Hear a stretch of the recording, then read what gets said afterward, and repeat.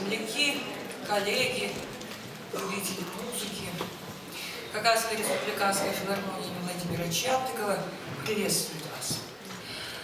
Эта сцена знала немало выдающихся и даже великих музыкантов, в том числе и гастролеров, но мы никогда не будем так счастливы и так рады, как мы счастливы за наших музыкантов. Как и вообще имя Владимира Чаптыкова всегда было, есть, и, я надеюсь, будет символом развития и процветания нашей культуры и наших талантов. Сегодня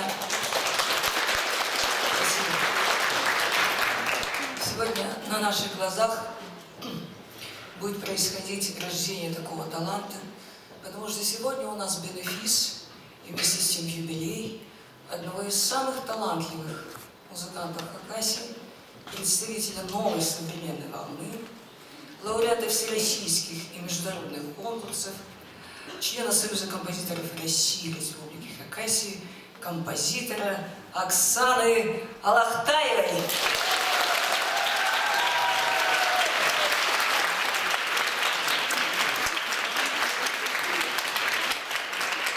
Она, эта удивительно талантливая и красивая женщина, родилась в нашей земле.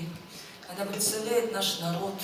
Ее музыка родилась под солнцем Хакасии, а потому сегодняшний концерт мы решили назвать «Хакасии с любовью». И это вам подарок, музыка ее души. Вам, дорогие земляки.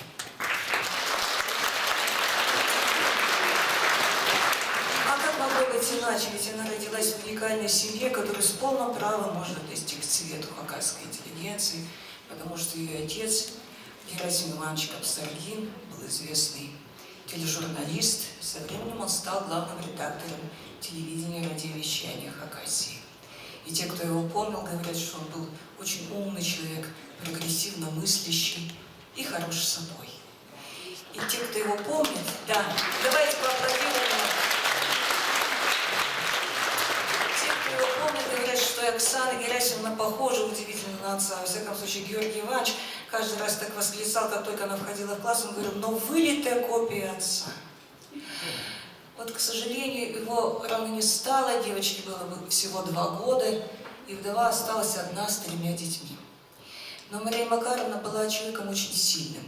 Она принадлежала к поколению детей войны, была круглой сиротой, воспитывалась в детском доме, и вместе с тем и она смогла стать замечательным специалистом, потому что она была старшим инженером-проектировщиком Абакан граждан-проекта. И, кстати, давайте ей поаплодируем, матери. Если бы она сейчас видела, каких высот достигла ее дочь. Но те, кто с ней работали, говорят о том, что ее проекты отличались какой-то особой художественностью, гармоничностью. Вот, например, она проектировала театр «Сказка». И вот этот шпиль с петушком – это ее работа.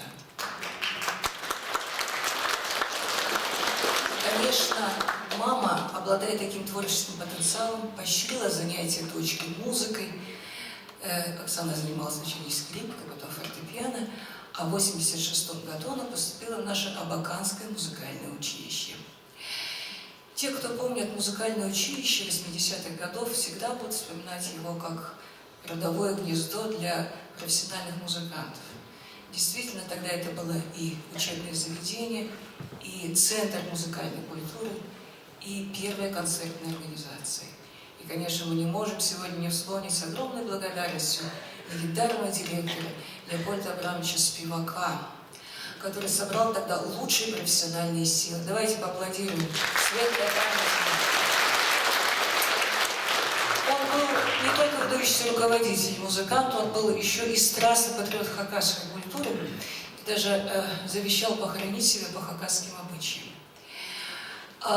Нужно сказать, что вот мы недавно поставили новую редакцию оперы «Чинарпус», и тогда, благодаря его усилиям, эта опера была поставлена, потому что он тогда мобилизовал весь педагогический и студенческий коллектив. Ну и, конечно, основателем фортепианной школы тогда был Валерий Владимирович Глаголев, и к тому времени вернулась в Хакасию его лучшая ученица, ныне председатель регионального отделения Союза композиторов России, народная артистка Хакасии Татьяна Федоровна Шалгинова. Давайте ей тоже поаплодируем. Потому что именно у нее стала учиться Оксана Герасимовна в классе фортепиано. И она сегодня с огромной благодарностью вспоминает своего первого педагога. И все учителя, которые учили, педагоги, были личности в своем роде выдающиеся. Например, Ирина Рудольфовна Малина, которая преподавала концертмейстерство. Выдающийся концертмейстер Хакасии. Аплодисменты ваши. Именно она первой сыграла оперу «Черногуз» и показала ее Александру Александровичу Кеннелю. А еще один великий Георгий Иванович Аппараков. Когда она забегала к нему в класс и играл на читхане, параллельно он писал свои песни, в которых навсегда поселилась душа хакасского народа.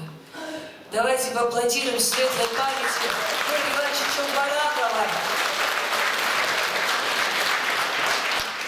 А по классу ансамбля преподавал наш мэтр, лицо нашего симфонического оркестра Александр Александрович Кноблах.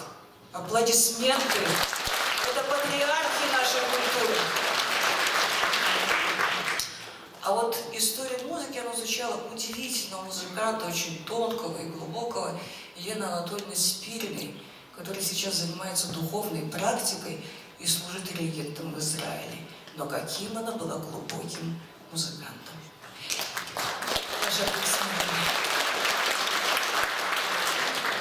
Так что, участие в нашем училище, она получила очень достойную профессиональную базу, и это позволило ей легко и безболезненно поступить в одну из лучших государственных консерваторий Советского Союза, Казанскую государственную консерваторию. Но об этом мы поговорили с вами чуть позже. А вот когда вернулась в родные пенаты, тогда это был уже музыкальный колледж Государственного университета, она стала педагогом, а со временем возглавила музыкально-теоретическое отделение. И я, поскольку долго работала в университете вместе с ней, знаю, как ее любят и уважают студенты и преподаватели, коллеги. Как много она сделала на этом поприще, и как зав. Отделением, и как преподаватель. Но есть одно отличие, которое может быть присуще только ей. Поскольку она не только теоретик, но и музыкант-практик, она великолепно понимает, что нет ничего более полезного, чем здоровая творческая среда, поэтому она втягивает в процесс музицирования и студентов, и прекрасно понимает и показывает, что нет ничего более заразительного, чем талант педагога, и нет ничего более опасного и заразного, как посредственность и дилетантство педагогов. Поэтому очень много ее музыки написано для детей и юношества. И я рада, что сегодняшний концерт начинают молодые наши силы, начинают наши студенты. Я с удовольствием приглашаю на сцену Хакасский национальный оркестр музыкального колледжа Государственного университета Хакасии, художественный руководитель и дирижер Людмила Кирбежекова.